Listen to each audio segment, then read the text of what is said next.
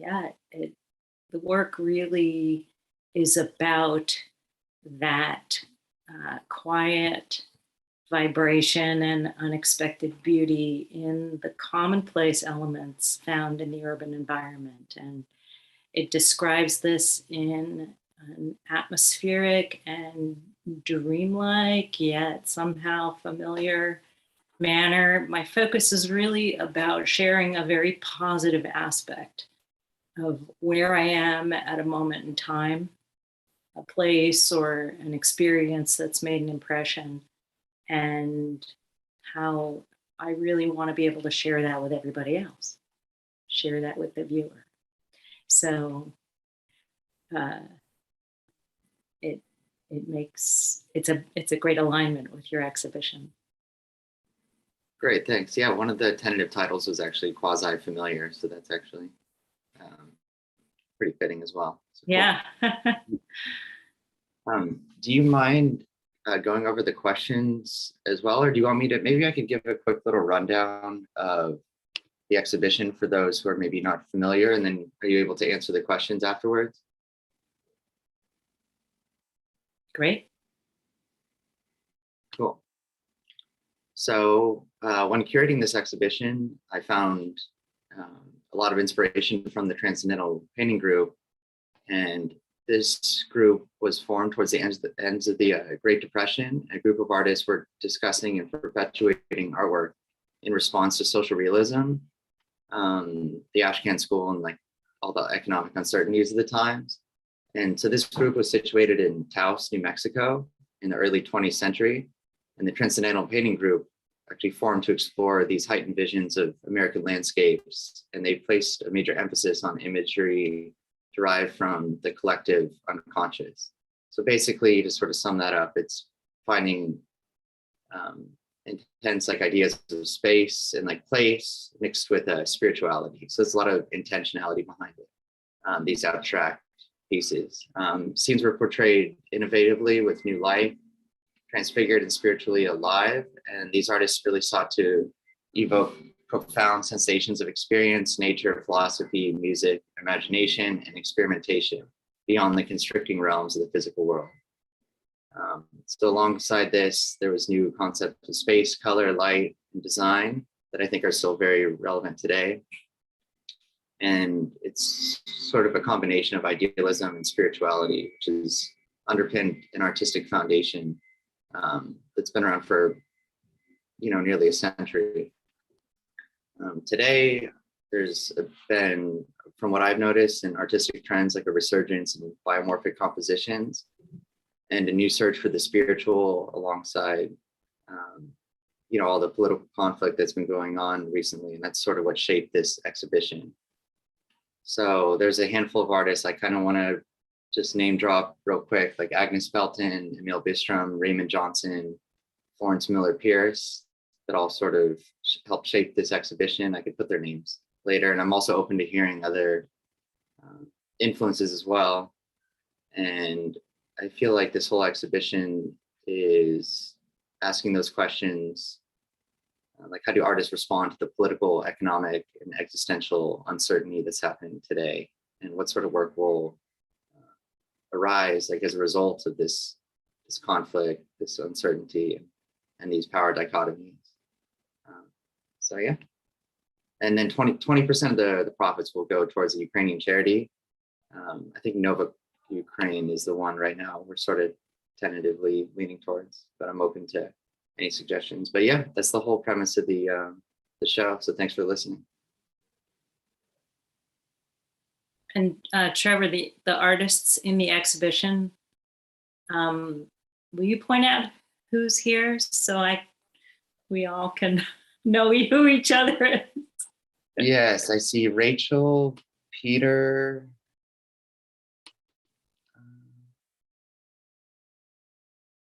Let's see who else.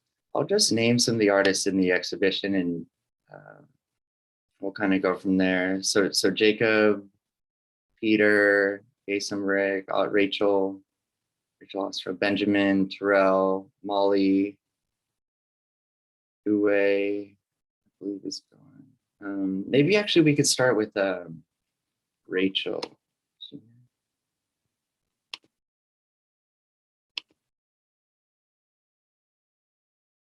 Hi, can you hear me?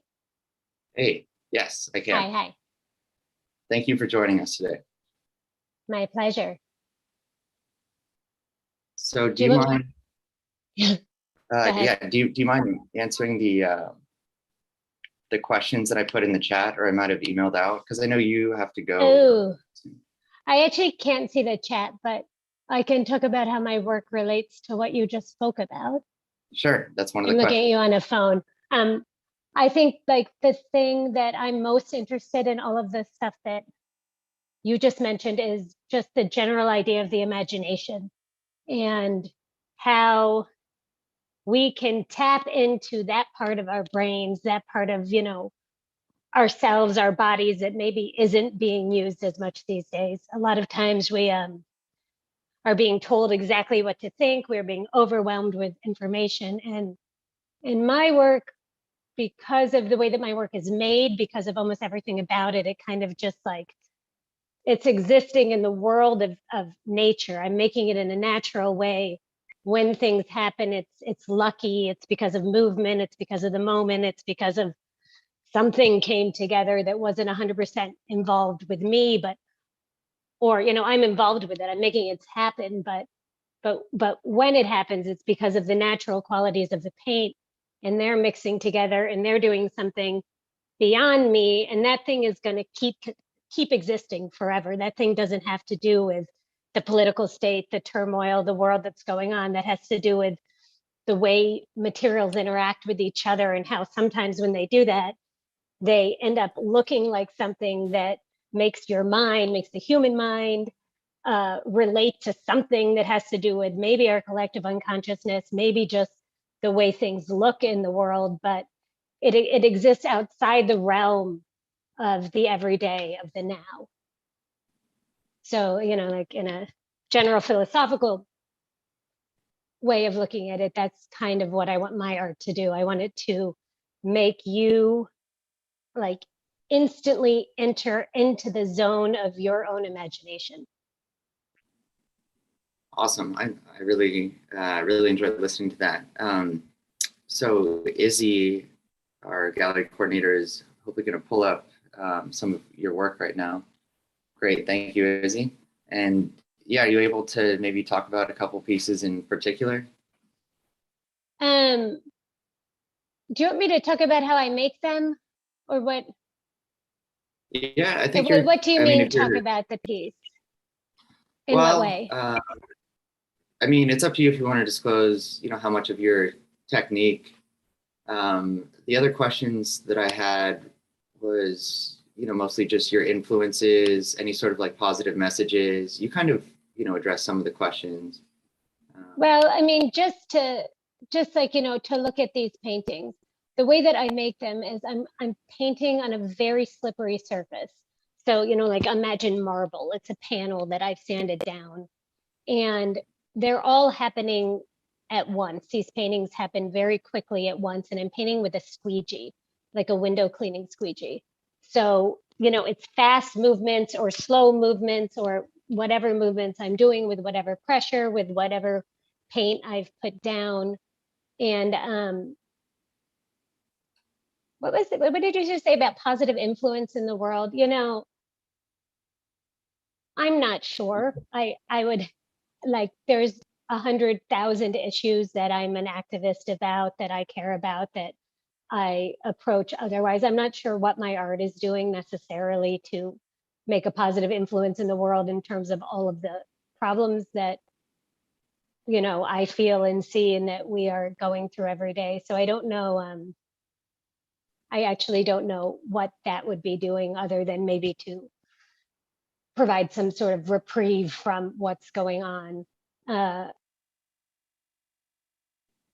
guess I would hope that artwork in general, just the idea of like being by yourself in a room thinking and making things that didn't exist before, is in itself a positive influence in the world. But I don't necessarily think my work has any political effect. I think like my being and other things that I'm doing in my life have much more political effect than my artwork. Great. So on that note, is there anything you wanted to share that you have, like any future workshops, talks, like events or showings? I think you just finished a residency, right? I just got back from an amazing residency in Ireland where I made a whole bunch of monotypes for the first time, and I'm about to go through them and see what they all are and where they'll all go. I'm in a little show opening next week, or a group show in Ohio with Coworker Gallery. And I think that's about it for the moment. Okay, great. Thank you. Thank you. And thank you for including me in this show. I think the work all looks like really, really cool and interesting and out there in a nice way. Cool. Thank you. Yeah, I appreciate it. Yeah, and let's raise some money for a good cause too. Yes. Okay. Let's see. Does anybody want to go? Let's see. Gay, are you able to speak a little bit next?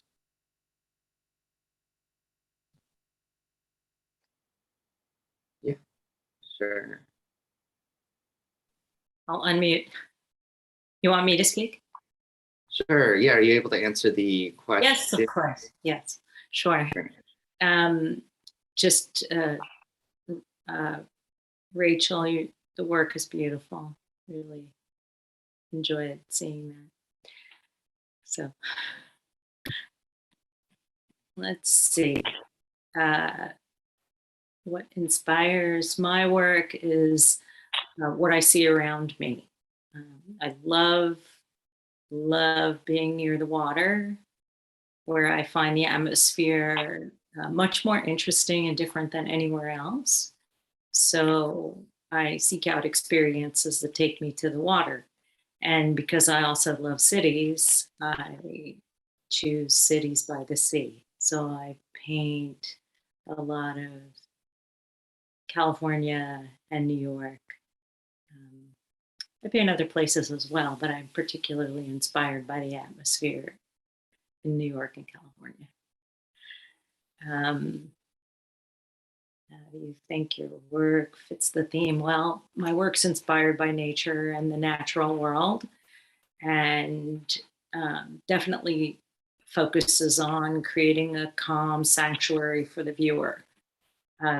I do not focus on politics per se, although there are sometimes subtle messages within the work. Like there's a painting of construction, a construction zone, and it's like the title of the work is Stop, Construction. So you can say that it's like you're standing in front of it, you're going to stop and see the construction in front of you, or you can stop that construction. So sometimes it's kind of, there's subtle messages in there, but really it's more about I'm just sharing joy and beauty all around us. So what positive change would I like to see in the world? And I'm like promoting that within my work. Two things I can think of. I would like to see greater commitment to environmentalism. And it starts with each of us consciously doing something to protect and preserve our environment. So, it doesn't have to be eating the whole elephant in one bite. It's eating the elephant one bite at a time. And so one of the things I consciously do to preserve the environment is that I paint using only palette knives and oil paint, no brushes, no toxic solvents. And so that's how I feel like I can be a good steward of the environment. There are other things that I do, but that is because this is my vocation and I'm painting every day. I feel like I am a good contributor to preserving my environment. So that's one thing. And then the other thing is that I would really like to see greater appreciation for the simpler things in our lives, the things that we have. And for people to really just take a moment and stop and take it all in. And I like to focus on appreciating and sharing the joy in what's around us. So even the commonplace elements, like an orange road cone on the side of the road, and the contrast of the flash tape when the headlights hit it. And that to me is like, just take a second and check that out. It can be beautiful. Or after sunset, when there's that sort of change in the sky, and you can still, here in the painting that's in front of you, you can see there's the blue, but then there's this peach to orange on the horizon. And I think it's really important to just stop and appreciate that. And so those are the two things that I think can promote change, just sharing those two things. And then the last question was about what? If you have any future workshops, events. Okay. So I have work in a museum exhibition right now in Santa Paula, California, and it ends this weekend. So there's only one more day to see it. And then there's always something coming up, Art Hamptons this summer in New York. And I guess if you follow my Instagram, Gay Summer Artist, so it's at Gay Summer Artist, you can see I'm always posting new work and exhibitions and publications and things that are going on at Beachy Gallery.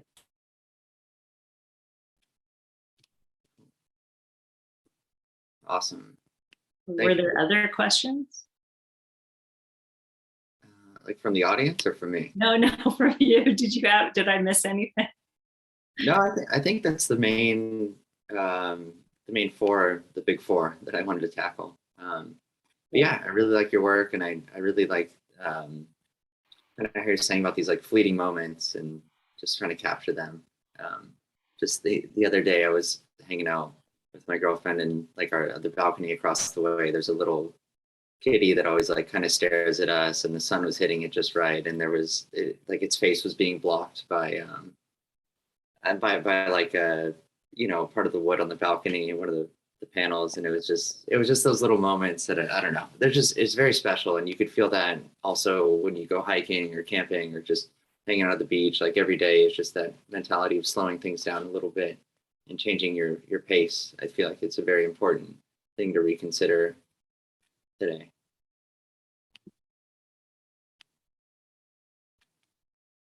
So okay. Great. Yeah, I think because of the time difference, we won't be able to make it. But basically, he said, "I'm very happy to be a part of the show, as the topic is interwoven with my work for years. Transfiguration to me has two linked meanings. Literally, the state beyond figuration, like an abstracted figuration through dissolving of forms and stepping over a threshold. This is present in my work since a long time, and more recently, more than ever, where he paints thresholds, caves, passages, solar apparitions. Yeah, his work's very, really interesting. And then there's a spiritual meaning, like in Christianity, the transfiguration of Christ and the Tabor light on Mount Tabor. I guess he did several paintings with the Tabor light 10 years ago. And also there is the Tabor light in the hill in the background of the print that is now in the show. And that print is called The Teaching in Transfiguration. Very appropriate for the name of the show. And he says, with the two figures, he cannot say who is teaching who, which is pretty interesting. And then just today in the studio, he was listening to Neil Young, which he hasn't listened to for a long time. And he quotes Neil Young saying, "No one wins, it's a war of man." and that line kept was very like stuck in his mind. He said he was thinking about the situation that we find ourselves in these days, and for a positive change in the world. His wish is for mankind is that everyone gets aware that we are one, and that he wishes for his art that it can uplift and empower spectators. I think that's pretty interesting. Yeah, his work is incredible. Yeah, it is. And I guess like a big overlap between a lot of the artists in the show is like, I guess, sort of blurring the lines between abstraction and figuration and finding ideas of place and spirituality.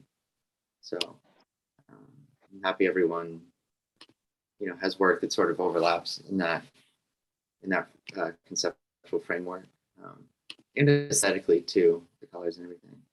But yeah, also is Benjamin here, right?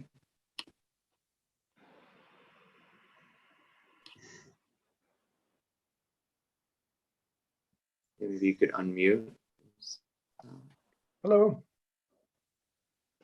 Hello. Hey, and nice to meet. And yeah, did you get the questions I sent over? I did.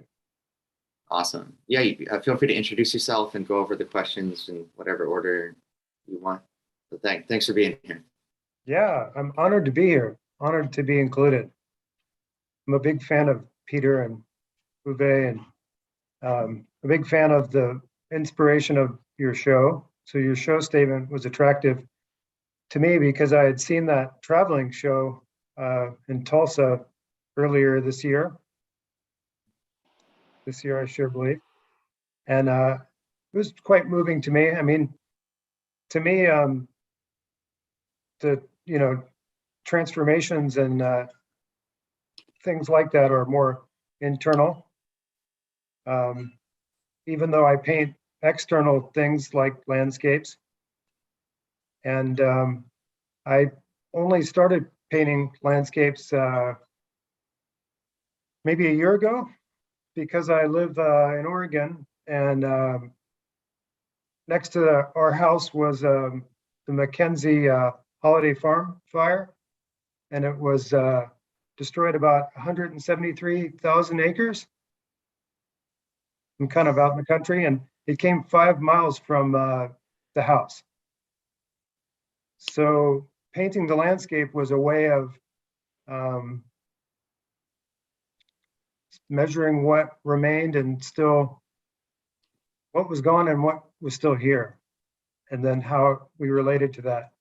Because it was, obviously quite jarring, but at the same time, the next day, the birds were going about their business, and the sun is shining. And so after doing a lot of landscapes in this area, I would go to Portland, Oregon, which is a couple hours away, on the train and look at galleries. And a lot of the landscape painters that I was seeing in galleries, I felt like the traditional landscape painting, the conversation was too small for the concerns and conversations that I wanted to be a part of. So I kept trying to think myself outside of that, or elevate beyond what I thought was just what was in front of me. So I paint on wood, and I paint with wood stain like you'd find from the hardware store. And it comes in all colors. In these two pictures that you're pulling up, I think there might also be some other types of paint creeping back in, but things were pretty monochromatic for a while. So more recently, I'm using oil and acrylic again.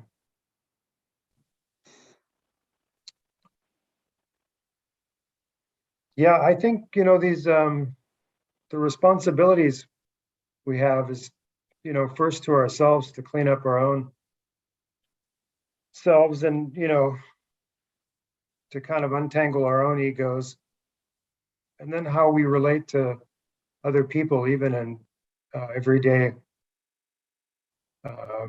conversations and interactions. That's kind of how you start the change for larger things. But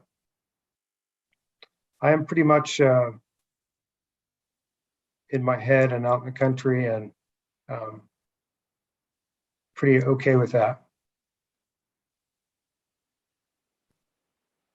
Great. Do you have any other events or anything you want to promote sort of going on?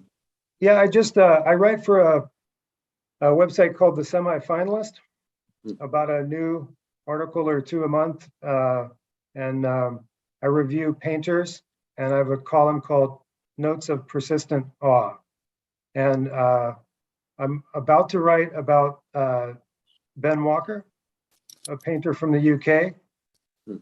I have a show in a little gallery attached to my shop of his work. So I curated that, and I'm writing about him. And I just finished writing about Brian Scott Campbell, someone I like a lot. And it's for his show at the Richter Gallery in Rome, which opens this month. I wrote one of the pieces of text for the book. So yeah, those are what I'm up to. Great. Thank you for that.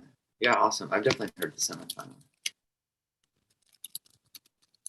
Cool.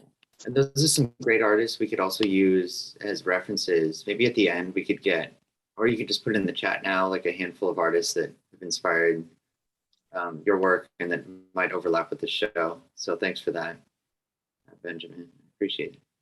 I appreciate you. Thank you for the opportunity. Great. Thank you. Thank you. All right. I think that might be, is Molly here? I'm not sure. I don't think Molly is on. I haven't seen her. Okay. So Molly and Jake are the only ones that are not here, right? Yeah. Okay. I probably should have done this. Can we see Molly's work? Yeah, that'd be great. I like that. Yeah, if we could at least show their work, that'd be awesome. Thank you, Izzy.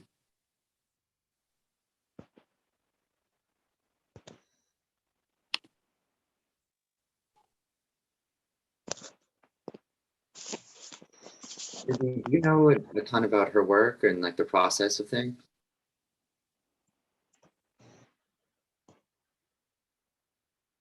Sorry, I just had to stop screen sharing to get my mic to work.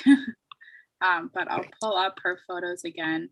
I know a little bit about Molly's work. Of course, it's not going to compare to hearing her speak about her work. But as you can probably tell from looking at this piece, and I'll see if I can find a close-up as well.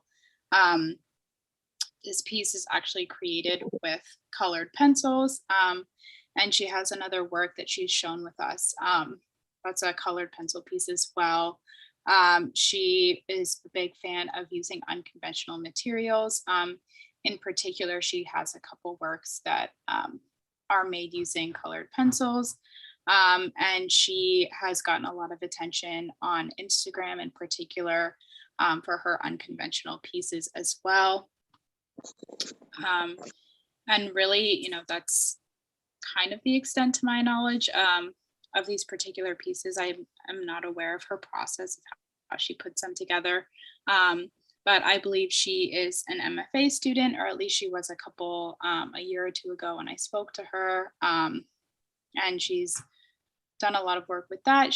I believe also in the past year, she had an installation at a sculpture garden near where she lives on the East Coast. So that's probably not the most recent thing that she's worked on, but that's the most recent thing to my knowledge. And her work kind of varies. I'll show you another one of her pieces in this show that's pretty different, which I think is interesting. Looking at these two pieces, you might not guess they're from the same artist, but she has another series where she's done, I think it's lichen is how you pronounce it, but a series of these as well. So also kind of an unconventional material, but different from the colored pencils in the other piece.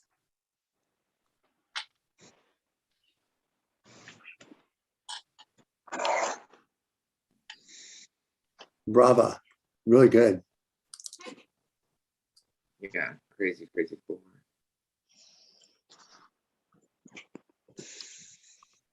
And then if there's one other artist, I think Jacob, who couldn't be here, I can pull up a photo of his work as well. Yeah, that'd be awesome. Thank you. Unlike Molly, Jacob is not a BG artist. So I know very, very little about his pieces, unfortunately. But they're very interesting to look at. Peter, are you connected with Jacob? Yeah. Oh, Do no. you mind going over? What was that? And what do you mean? Are you friends with him? Do you work with him? No, I don't know him, to be honest, no. Okay, I wasn't sure. Maybe they recommended his work, but I found it really fascinating. He has this very subtle like approach to spirituality that I kind of liked, and I think he's Danish, and it said he's self-taught as well. I think that's the main extent I know of his work, but someone recommended him in the exhibition. I think it was Zube.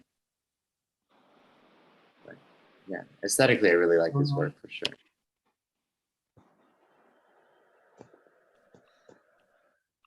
So yeah.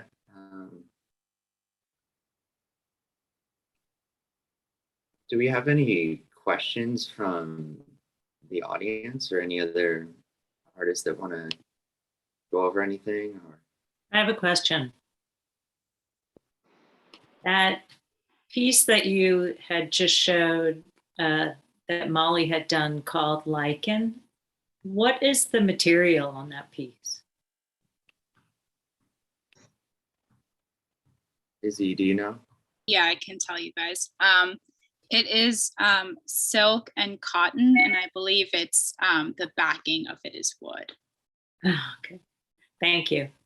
Yeah, I should have mentioned that when I showed it. No It's an worries. interesting material. Yeah.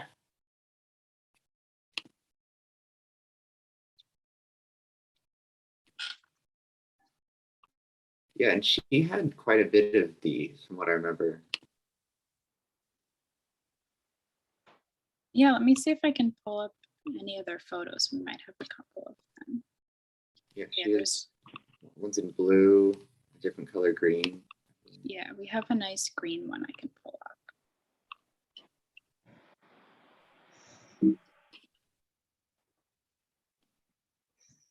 It's very powerful. It feels like a vortex, but also something you could kind of stumble upon at a tide pool.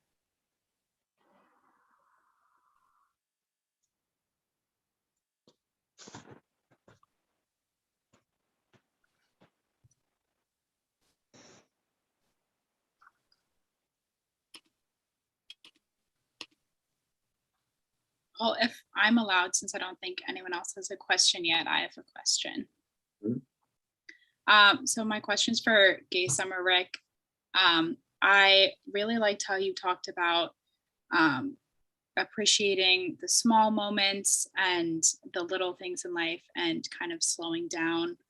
And I know for me personally, that's a lesson that I need to implement in my life more. I can get very caught up in, I need to be here at a certain time and rushing everywhere. And I know particularly if I'm not in school now, but if I'm in school or if I'm working, in those aspects of my life, I think is where I need to learn the lesson the most.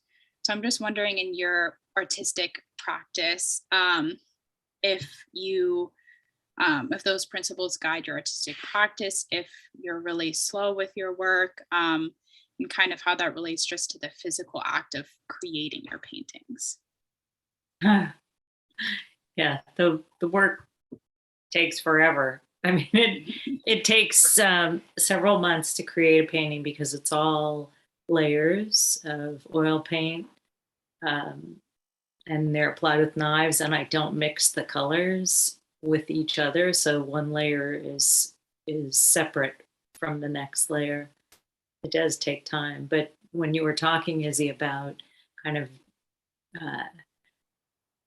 having a lot going on and you're kind of rushing through and have an appointment time and need to be at work and whatever, I definitely have been there. Just to kind of expand my comment beyond just the act of painting. I used to have 2 careers, this one, and I also worked in biotechnology, and really had a very regimented schedule for myself so that I could deliver in both careers, and both were fairly robust. And I actually made time to stop at the beach and breathe and look at the sky and watch the waves and listen, to the birds and put my feet in the sand and feel that vibration. And I think it's, if you have to schedule it in, because life is short. And, we live in such a beautiful world. There's so much to appreciate, that when you have too much on your plate and you don't take the time to appreciate it, you're missing. So that's sort of my 2 cents on it. Yeah, I love that sentiment, and scheduling and then, it's perfect if you have time for scrolling on your phone, you have time to go to the beach and, look at the water for even 10 minutes. Exactly. Yeah.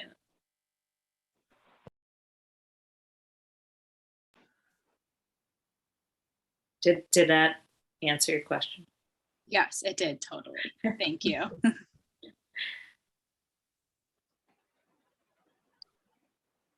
And if anyone from the audience has a question, just feel free to unmute yourselves and ask. I also have a question for Rachel. Is Rachel still here? Oh, I think she left. I know she had an appointment, so she had to duck out early. All right, I'll catch her another time.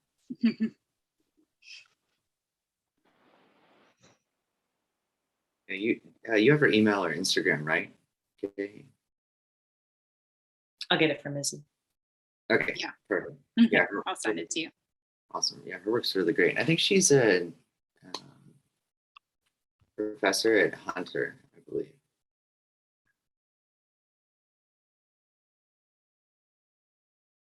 Great. Anyways, I did want to say, I guess now that we're here, I probably should have done this in the beginning, but yeah, this is the first show that I've ever curated, and I've been interning with BG for the past few months, and I'm just really thankful to have the opportunity, and I'm happy to, gather like a collective of people with hopefully somewhat similar ideas and just share input on just day-to-day life and what it means to be a practicing artist today, and how we could all find inspiration from history, like art history in general. So, and hopefully not, repeat some of the same mistakes that we've been making. And yeah, I really hope that, we all make incremental, like positive change in our everyday life. And I think this is a good step in the right direction, or at least I hope so. So thank you all for being here. And and I will be going to Otis very soon to start my MFA. So I'll be in LA the next 2 years, and I'm happy to be part of the program and going to see where things can go from there.